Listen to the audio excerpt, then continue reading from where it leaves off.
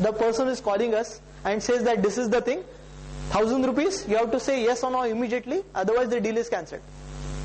At that stage, whatever your answer is, based on your answer, it depends whether you are going in a loss or it's a profitable business for you. Right?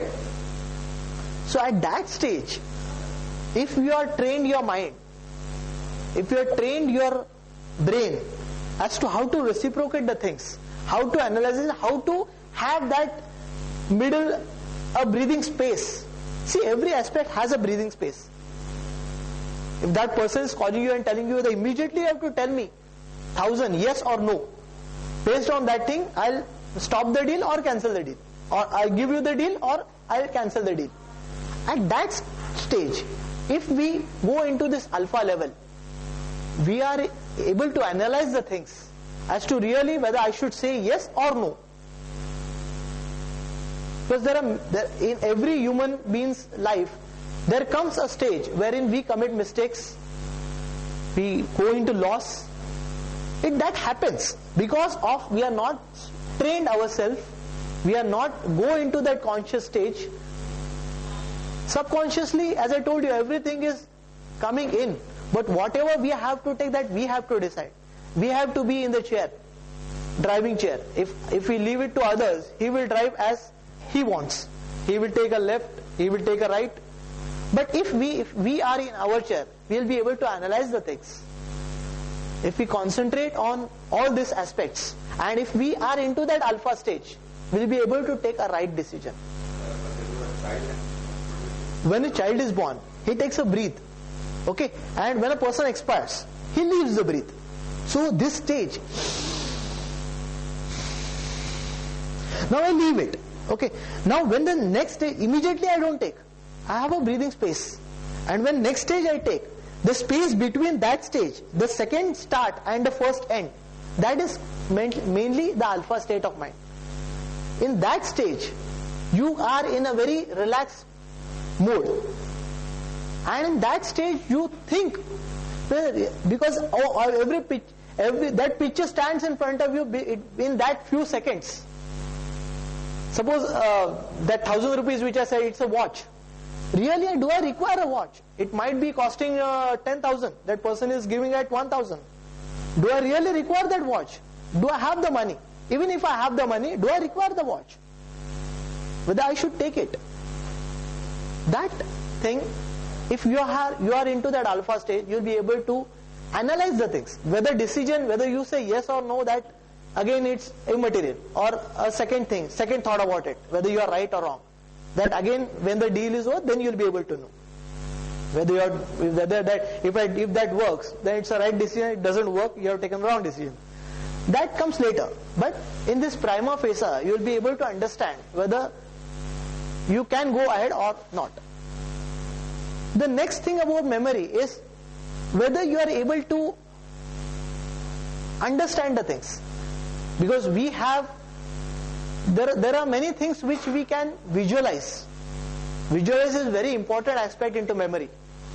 Now, all of us can visualize that this place, there are many different things over here.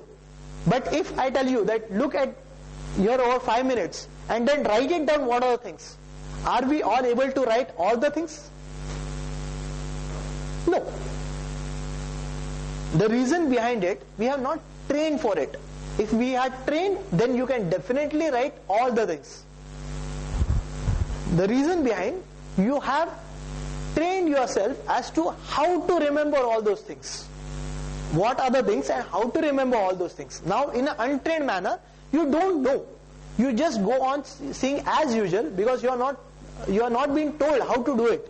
If you are not being told as to how to do it, you just visualize 5 minutes have been given. So 5 minutes you visualize the things and then you try to recall the things. So which are mainly attracting. There are color images. This might be attracting you. So you might definitely attract these color images. But what about the black and whites? What about small things which you have seen it, but you are not able to write it? Yeah, you have any question? Okay. So what about all these things? There are many aspects into this. So that your imagination and visualization plays a very important role. Now we human beings have that potential of imagination. No other animal, no other bird has this capability. Now if I tell you to imagine that all these cars which are going on, and the car is coming and you are picking that car and playing like a ball. Can you imagine? Okay. Is there anybody who cannot imagine? This actually is not happening, but we can imagine things. So this imagination has created lots of movies. So this is the base. So if you understand these concepts, if you understand how to use it, that is important. Because there are various terms, technologies which you have heard it. But how to use this? There are ways to use it. Then comes different, you meet several people. Now in your whole lifespan, you might have met how many people? If I say 5,000 people, am I wrong? In your lifetime, 5,000 people you might have met. Out of those 5,000, okay, your near and dear ones whom you are regularly meeting, can we take 2,000 or 1,000 which you are regular in touch? Say your relatives, your friends, your ex-employees, ex-friends. If you are married, your spouse friends, where she was employed. Can we say 1,000? And if I ask you to write down, how many names you'll be able to write? 50%? 60, 70?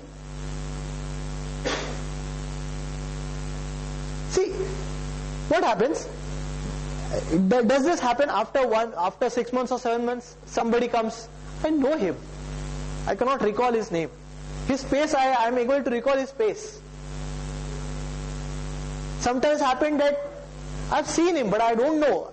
I think that I've seen him. These are the different things which we come across. Now, why this is happening? Because as here only I just experimented that when you pay attention, then only you'll be able to know the person's name. Do we pay attention when anybody introduces? If somebody comes and introduces, hi, my name is Sushant Mahisarkar. What's your name? Sanjay. Okay. So do I tend to remember his name? I discuss with him half an hour, I go back, and then I say, if my boss asks me, whom do you met? I don't recall his name. He was something. Why is this happening? Within half an hour I am able to forget his name. Or he forgets my name. What might be the reason? No. Now I am a marketing person, and okay, we'll take example. I am a marketing person. You don't take the attention. Yes. That is one thing. And what are other things? Okay. No, business point of view, if you say. We'll talk in terms of business point. Now I am a marketing representative of some company, and I meet n number of people. And per day I meet 10 people. And evening I have to report to the boss. And I don't carry a book. Let me tell you first. Otherwise, after I take his card and write his name, and then I keep it, and then I show to my boss when I go in the evening. I don't carry any book. Then what I have to do? How? No, that is the thing. Yeah, that is. You have to store that thing. You have to understand the relevance of that name with that person. Yes. No, why we tend to forget? My question was why we tend to forget, or why we don't remember that 10 people's name. We don't store it properly. It's as simple as we store our clothes in the cupboard. Suppose in the cupboard we make racks. In the upper rack I'll put all my shirts. In the rack besides I'll put my ties and my handkerchiefs. The rack which is below I'll put all my pants. If tomorrow I interchange, what will happen? And the right goes. What will happen? I'll not be able to take the right appropriate dress for my occasion. Because I am not organized. If I organize and keep it in a proper way, the same goes with memory. If you are not organized, you cannot remember the things because you are not keeping it in the right place, or you tend not to keep it that thing because it's not so important. At that moment it may not be important, but at 6 o'clock it is important. Now I spoke with Mr. Suresh, but at 6 o'clock he is going to ask me. Now it is not important for me. So what we give a command to our brain. See, brain, it's a complete